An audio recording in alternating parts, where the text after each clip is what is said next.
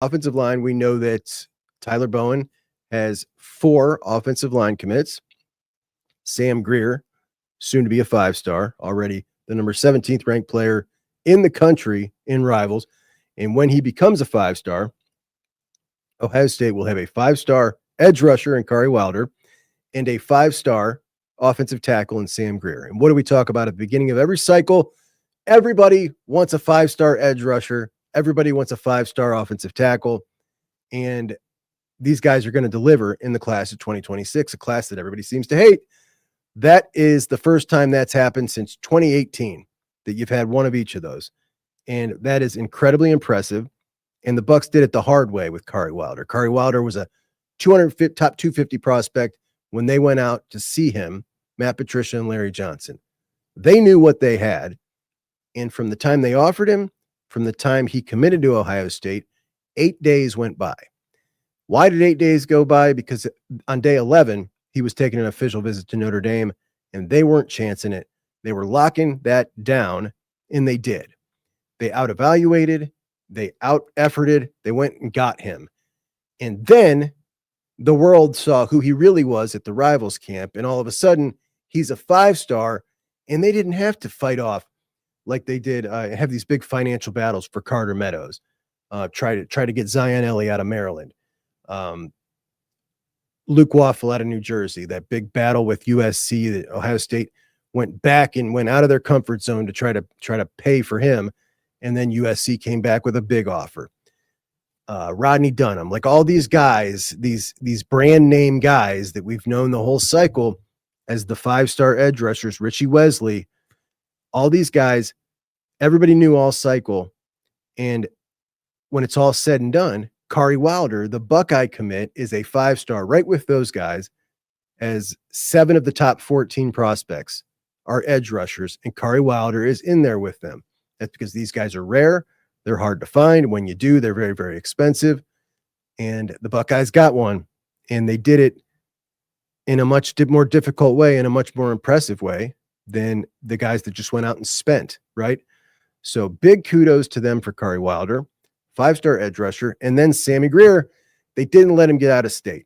And at that same Rivals camp where everybody found out who Kari Wilder was, when he totally dominated, won the MVP against a bunch of 5-stars, embarrassed 5-star tackle Felix Ojo, Sam Greer at that same camp showed that he is in fact better than Felix Ojo, further along, 6'6.5", 320 pounds, and lean, ready to go.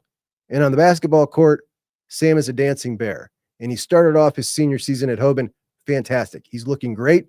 He's looking much more dominant than he did last year. Better technique. The dude's going to come in, and honestly, like when we look at the roster next year, you got Austin Ceravelle, you got Phil Daniels. You're looking great. These guys are coming back, and you got 2 awesome tackles.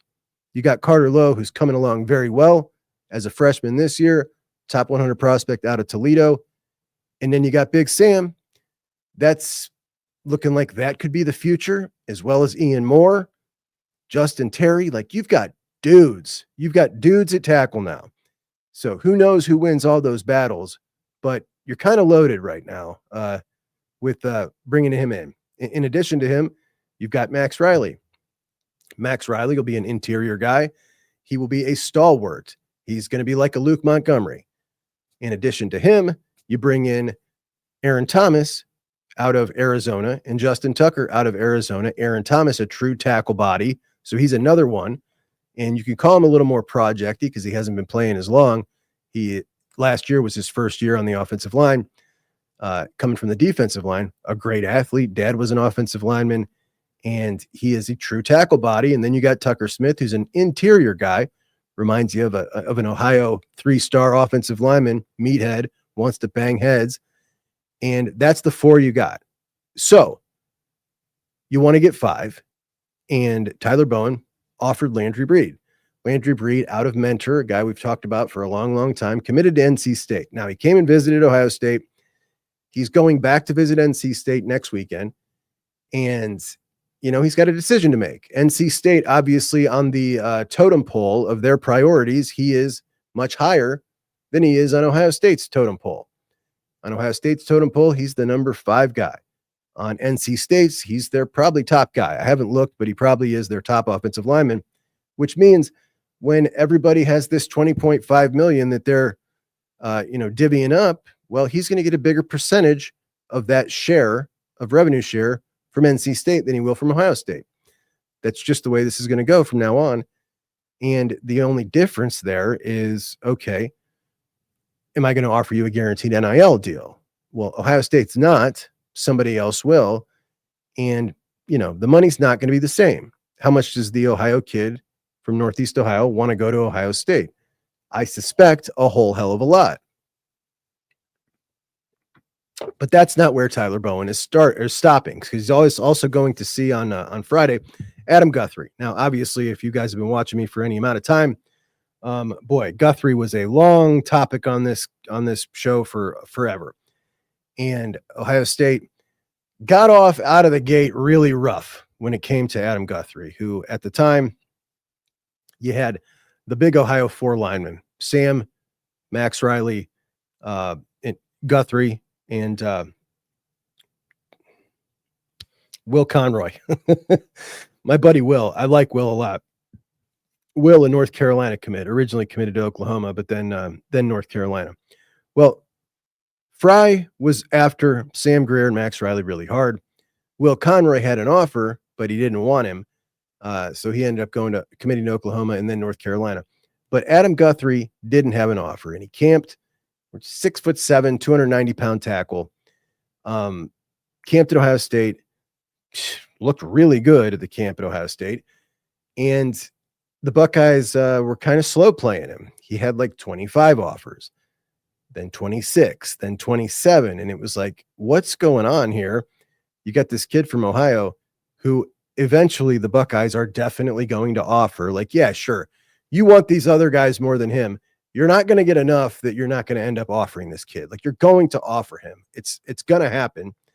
Well, it did happen, but it didn't happen until Texas, and then literally the very next day after Georgia offered. Georgia offered. Now your hand is forced. Now you have to offer. So then they offered the very next day, which looks very not great to a prospect in Ohio, right? That turns you off. And it was just kind of a rocky road for Guthrie. And then they switch offensive line coaches. Off goes Fry to the NFL. In comes Tyler Bowen.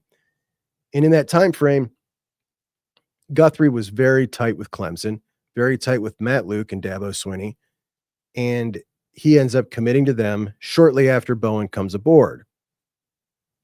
Max Riley also was tight with Clemson and Matt Luke. He ends up choosing the Buckeyes. Now, of the two, one's a tackle, one's a guard. But Max Riley, the prospect that the Buckeyes wanted more for sure, so they felt good about that. And off goes Guthrie to Clemson, supposedly, right? Well, now Tyler Bowen turning up the heat on Guthrie, wants to go see him Friday. He's been trying, he's been reaching out, and he would like him to fill out this class. And if he did, that would be 3 true tackles, which would give you Guthrie with Aaron Thomas, with Sam Greer, with Justin Terry, with Ian Moore, with Carter Lowe, with the bigger Armstrong kid, the twin that's the tackle. There's a tackle and a guard. And boy, you got a lot of big dogs. You got a lot of big dogs there. Now, the stuff with Guthrie, I wrote about it yesterday at BuckeyeHuddle.com, a little more in depth. Honestly, my personal opinion is, and it has been for a long time, that this kid loves Clemson. He loves Clemson, and he sticks with Clemson. And that is where Guthrie is committed. It's where Caden Gephardt's committed. Now, Caden Gephard, also from Olentangy, I would sure love to flip him. In fact, if you could flip one of them, I'd rather flip him. Because Matt Guerrieri is after a safety. And he went and offered another safety in his name, Kamari Bing. Let's pull Kamari up. Here is Kamari. He's committed to Maryland. He goes to St. Francis, and St. Francis is unbelievable. So this kid, a 3-star, 900 type ranked kid in the country. We got a little film on him I don't want to play it because it's really far away. It's tough to see. It won't come through well. But he's a really good ball player at a really good program. St. Francis, one of the best in the country. They're cleaning people's clocks this year, man. They are really, really good. And he plays with them every day, like good competition. So, Guerreri said some really, really good things about him. According to him, Kamari said he thinks that, Guerreri said he's one of the best safeties in the class. So he's after him. He's also got an official at Bama. He wants to take an official to Ohio State. Not sure if that's going to happen during the season or after the season, but definitely a potential option to add at safety. But like I said, I'd sure rather flip Gephardt. I don't think there's any movement on that. And we also have a Tim Walton offer at corner. As we know, you've got Jordan Thomas, and you've struck out on every other corner. So could the potential be there to flip Lawrence Timmons Jr.? This is a big-time ball player here. As you can see, Rivals has him as the number 28 prospect in the country. That is an eventual 5-star when they complete the class. And he's out of Pittsburgh, committed to Florida State. As you know, Florida State doing great this year. And Dad, you probably recognize the name if you're old like me, played at Florida State. So he's very flattered by the Ohio State offer, but I don't see much momentum going there. And it seems to me like that's not really going to happen unless you're coming with a sweetheart deal to try to pull him out of there. And I don't think that's happening either. So that is where we currently stand with the new offers. That's what's going on in the world of Buckeye recruiting as they try to round out this 2026 class, a class that is, look, you can say it doesn't have this, it doesn't have that. And it's true. It only has one edge rusher right now, but he's a 5-star. It only has one corner, but he's their top corner. I mean, there are some areas it's lacking, but if we can just pretend for a second, just imagine that they got one 4-star edge rusher and one 4-star corner. Now, all of a sudden, I think this class is closer to the 6th ranked class. And now we're all probably feeling pretty happy about it and saying, yeah, they underranked a couple of our guys and this really should be 4th, right? So just a little perspective here. Let's say that they're going to end up signing those 4 stars in the portal to make up for those areas, and everything will be just fine. Because when we look at the top end of this class, we're talking about, we average in the last 4 years, right? 2022, 2023, 2024, and 2025. Those classes. So those are the 4 classes after the best class ever, 2021. So let's take that and set it aside and say, after the best class ever, which was an outlier, 7 5-stars, the Buckeyes are averaging 3.5 5-stars a class. And this class going to have 4. Going to have 4 with Chris Henry Jr., with Blaine Bradford, with Sammy Greer, and with Curry Wilder. And not only do you have 4, but it's not a quarterback and 2 wide receivers, right? It's at left tackle, it's at edge, it's at safety, and it's a 6'6" freakazoid playmaking wide receiver. That sure sounds damn good, right? Now, Curry Wilder, and I said this today, when I look at Caden Curry and what we see him doing all over the line, right? Curry Wilder, that's his role. That is his role. If Patricia stays around, he's walking in and he is going straight to Caden Curry's role. And it wouldn't surprise me if we see him playing it next year. That's the type of dude he is, and that's how ready he is. So that's huge, enormous for the Buckeyes. And when we continue down with this class, just looking at the top end of it, Sincere Johnson, ready to roll. Jordan Thomas, excellent cornerback. Simeon Caldwell, where's Simeon going to go? Simeon is a safety, but Simeon is a safety who is eventually going to be a linebacker. He's just going to get too big like Sonny. He's got that frame that's just going to continue to put on weight. They could probably move him straight down to linebacker. In fact, when we look at Jacob Curry and when we look at Jaden Williams, these guys are 205-pound linebackers. Caldwell's like 195. He honestly, it seems to me like he is just as big as those guys, right? And he is playing linebacker right now in high school. I'll be honest, I don't think he's as quick-footed as Jaden Williams, to tell you the truth. But we could pull up the film and we could compare. But Simeon Caldwell, he's got game, man. He's got game for sure. So another good ball player, but we'll see how long it takes for him to move down to linebacker. But this is a class that at the top end, Caden Dixon-Wyatt is just an absolute animal. I mean, the top end is fantastic. The bottom 10, I think the bottom 10 of 26 might be better than, you know what? I believe that. I do believe the bottom 10 of 26 better than the bottom 10 of 25. I do believe that. I believe the top of 25, top half is better than 26, but the bottom end is better in 26 than 25. So the bottom end in 26, and we'll go over them real quick here. I'll pull it up. All right. So here's the bottom 10. And we always talk about the bottom 10. If you can do better than 3, you're winning. If you can get 5, you're really winning. If you can get six guys that stay for their whole career and play football for you, you're winning.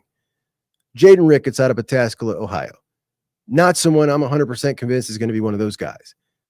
He's got a ton of speed, a ton of tools, but he is, got a long way to go. He's at a school where they don't pass the ball hardly at all. And he's got a lot to learn.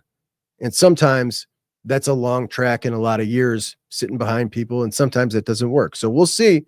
But I'm not saying like pounding the table saying this guy is for sure going to be here in 3 years and contributing. CJ Sana, I will pound the table and say that. That's going to be a victory. That's going to be a hit right there. Same thing with Jaquaden Guilford. Absolutely the number 1 player in Indiana, a very gifted wide receiver who just recently got bumped up to a 4-star. And he deserves every bit of it. He's a top 300 player overall now, a total stud. So definitely CJ Sana, Jaquaden Guilford, I think are going to be, part of that +3 out of 10. Aaron Thomas, I'm a believer. I have been since the Bucks first started looking at him. This kid's got a ton of athleticism. He's big. He's nasty on the football field. He's athletic. Definitely, I think that's going to be a guy who sticks around, ends up starting somewhere on the offensive line for the Buckeyes at some point. Cameron Brickle. Talk about build. Reminds me of Caden McDonald at that age. Not really an in-shape kind of kid, but he's got some twitch to him. He's not been as productive as Caden McDonald, and he's not that twitchy, but he's got that same style of game. So ultimately, I think that he can be a successful Buckeye. I'm not as sold on him as I am the others, but again, bottom 10, you're not supposed to be as sold. These are the developmental prospects. But I wouldn't be surprised if he ends up being one of those guys. Tucker Smith, big believer. I think this guy will be a starting guard for the Buckeyes at some point. He has got a ton of athleticism. He's a meathead, and just reminds me of a 3-star Ohio lineman who eventually becomes kind of a star. One of the guys that we love on the interior of the offensive line. So I believe he'll be one, as well as Corbin Fordham. Corbin Fordham is a total glue guy. He is a team guy. He's a guy that's not going anywhere. He will be at Ohio State his whole career, and that's why I believe that he's going to be a hit. Now, how much he plays, I don't know if he's going to be in a role like, a 10 snap a guy game as a senior or whatever it is. Maybe he's playing as a sophomore. I don't know. I don't know what his ceiling is, but I know he's going to stay, and I know he's going to be a guy who is one of those contributors. Like, I'm almost positive that guy is here and graduates from Ohio State. Then we got Brock Boyd. 100%. This kid's a superstar. This is the lowest rated prospect on the board. This is the Isaiah West of 2025. This kid is a total stud. A total stud. That's an NFL wide receiver in Brian Hartline's room right there. That kid third from the bottom. Luke Fahey, I don't think so. And the reason I don't think so is because it's not in the plans. It's not in the plans. If Luke Fahey ends up being one of those contributors, something went really wrong. That's supposed to be Tavian St. Clair, Brady Edmonds. So both of those dudes, top tier prospects, top of the board guys. If Luke Fahey beats Brady Edmonds out after Tavian St. Clair is gone, or if he beats out Tavian St. Clair, then one of those two are most likely on their way. So you're losing one. But I'm not saying I want it to be one of the others over Fahey. I love Fahey. It's just he's not as naturally gifted as those two, but he's very gifted. And then Jameer Perez. Jameer Perez, a unique piece that you absolutely had to have.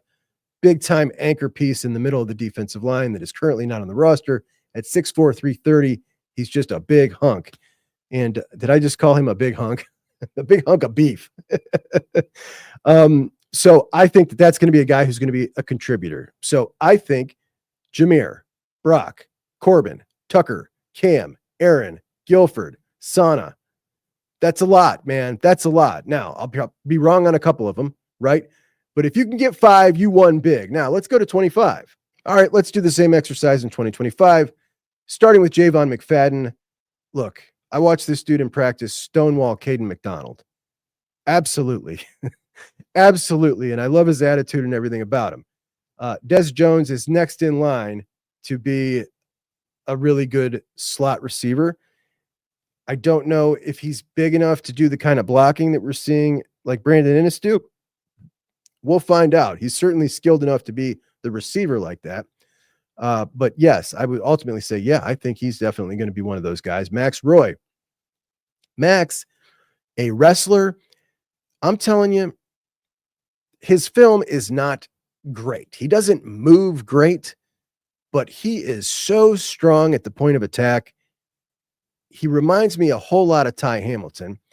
And gosh, I saw Davon Hamilton at the Texas game. Wow, that is an enormous dude. Max actually reminds me of him physically. Max's legs, the freakiest big legs I think I saw on the team in the summer. This kid at 18 years old walks bow-legged because his thighs are so big. I mean, it is like, wow. That's a little strange right there. This is a powerhouse, and I definitely think he's going to be one of those dudes is the thing. And Jake as well. I don't need to go into that. You guys know how I feel about Jake. Deshaun Stewart. This guy's a dude, man. People underestimate this guy. He's definitely a dude. He'll be one of those guys, man. I really believe that. It could go either way. That's a guy who could end up transferring or be one of the dudes. I think he'll be one of the dudes. Loved his high school film as a corner, comes in as a safety. Don't usually see it go that way. He can play. He can absolutely play. Trajan Odom, that's a coin flip for me. So I don't know. Cody Haddad, a coin flip for me. Eli Lee, a coin flip for me. Isaiah West. Look, and the only reason I'm saying that about like Cody and Eli, like I was so sure Gabe Powers was going to be one of those dudes. And Gabe, he's gone.